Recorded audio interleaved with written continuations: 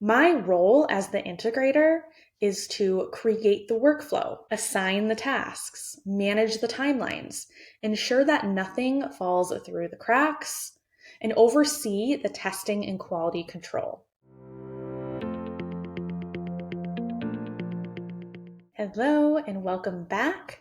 Today is going to be our first behind the scenes episode. So we are going to take a look behind the scenes of a virtual event.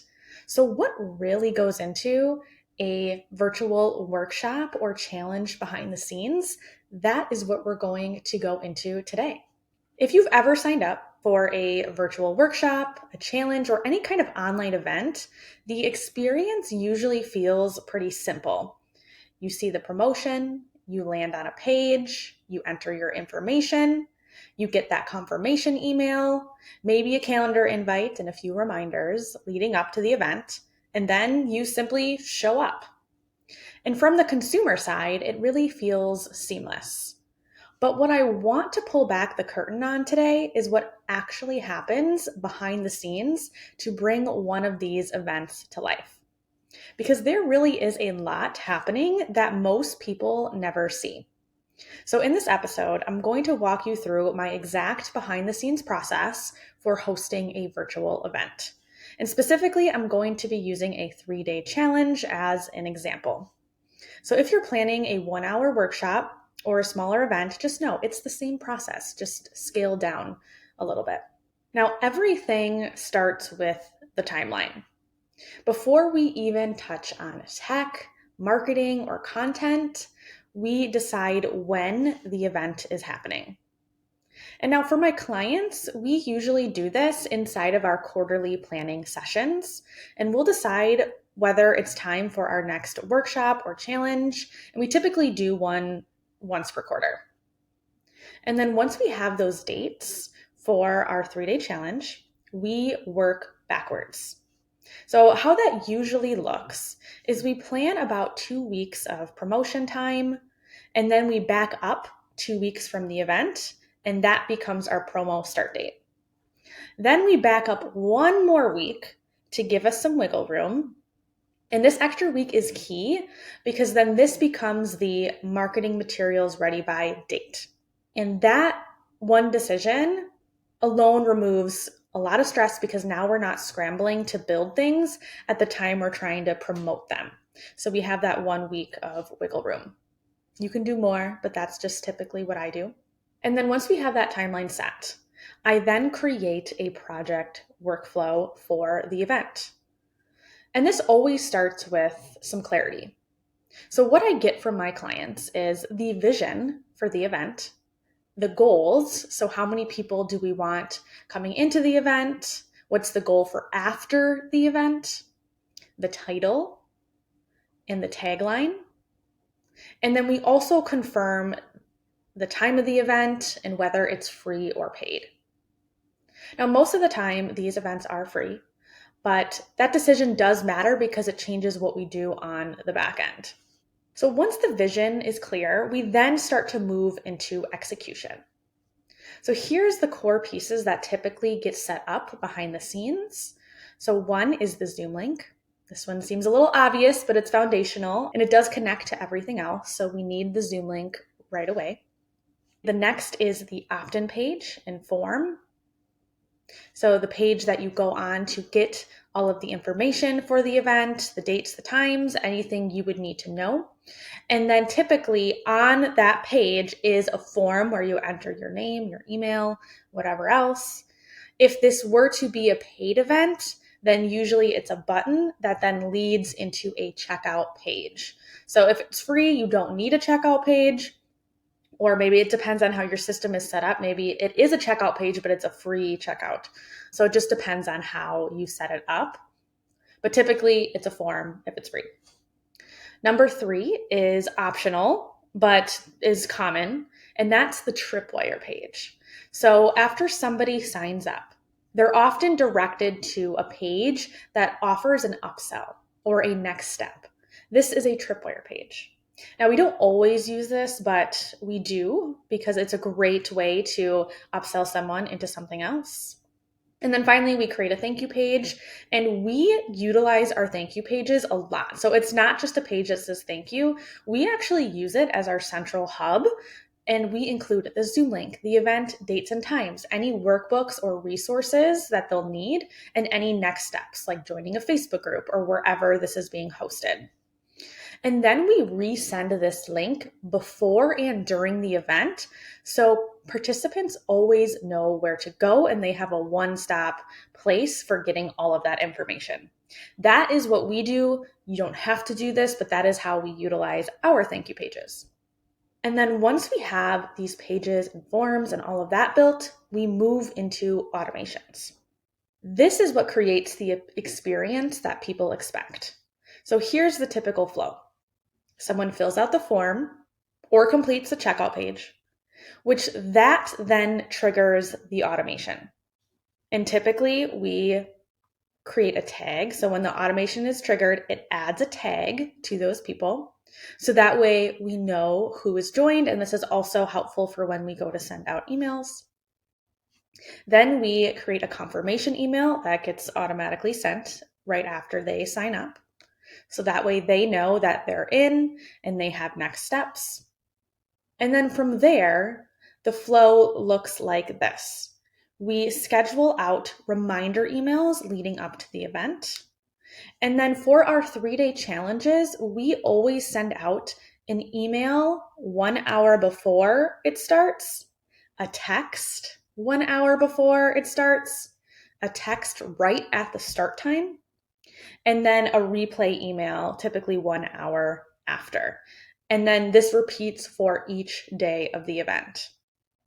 Now, you can do this any way that you feel. If you want more reminders, great.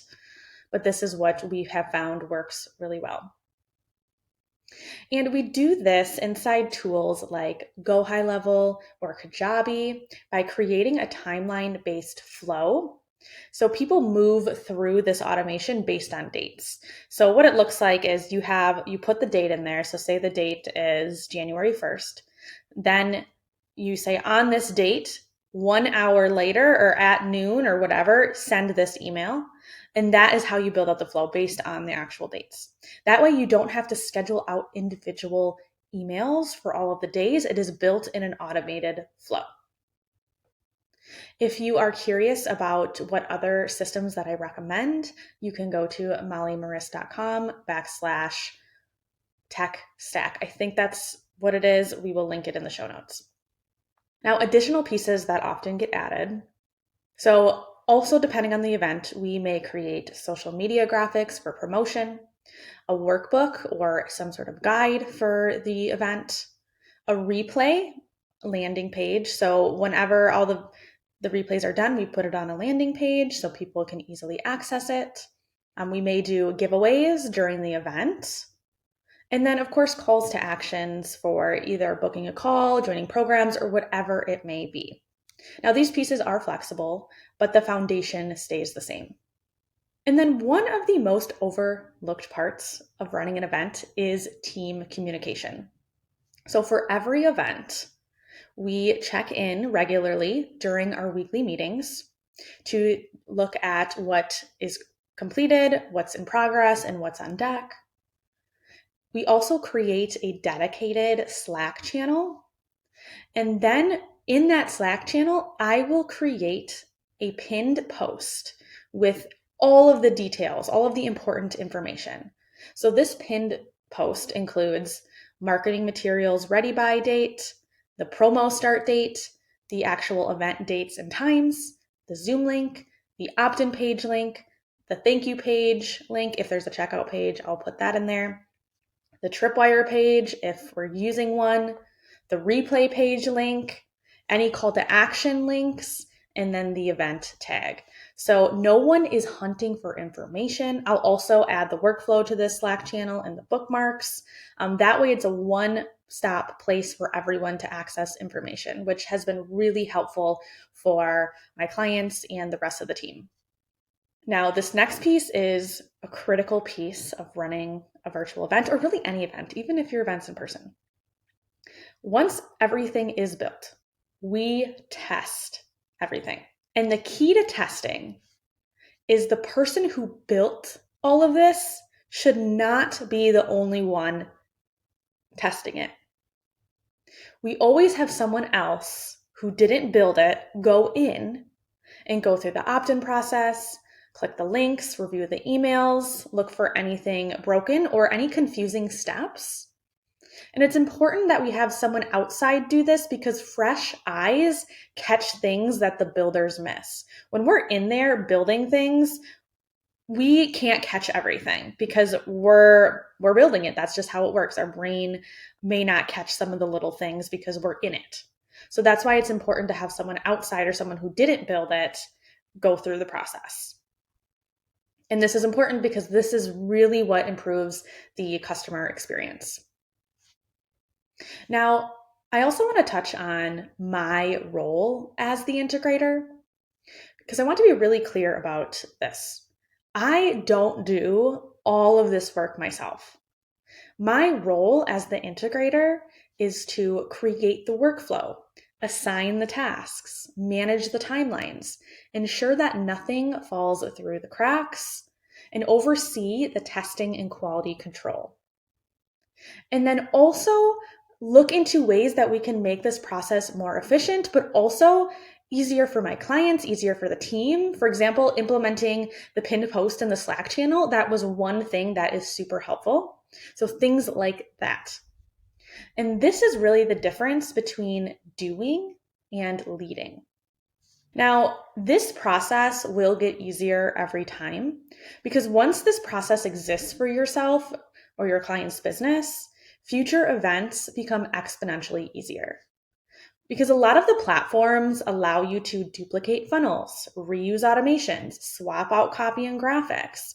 So instead of starting this whole process from scratch, you're essentially just refining and then continuing to build that momentum. So I always recommend for anything that you do, start simple, start small, and then the next one, you can build upon that. And you can keep building upon it because it's already created and it's easier to do so. Don't try to do it all at once because that is when things get missed. That is when the customer experience may have hiccups and things like that. So once you have the first workflow, you have the whole thing set up for one event, you just duplicate it. It's that simple. Now, again, it may take some time for the first one, but once you do it, it is worth it. So from the outside, everything looks simple. But behind the scenes, there really is strategy, structure, communication, and systems making this all work. And this is exactly why I recommend planning events inside your quarterly planning and not last minute. And if you're a visionary thinking, I would love for someone to handle this for me, that's a sign that you may be ready for integrator support. And if you're an integrator thinking, I want to be doing more of this, this is exactly what I teach inside my integrator program, step by step from both planning to execution. So if you want to go deeper with this, whether you're a visionary who wants support bringing events like this to life, or an integrator who wants to learn how to do this work, you can find all the ways to connect with me in the show notes. There are links to book a call, and you can also reach out directly to me on Facebook or Instagram. Thank you again for tuning in to this episode of the Quiet Leaders Podcast.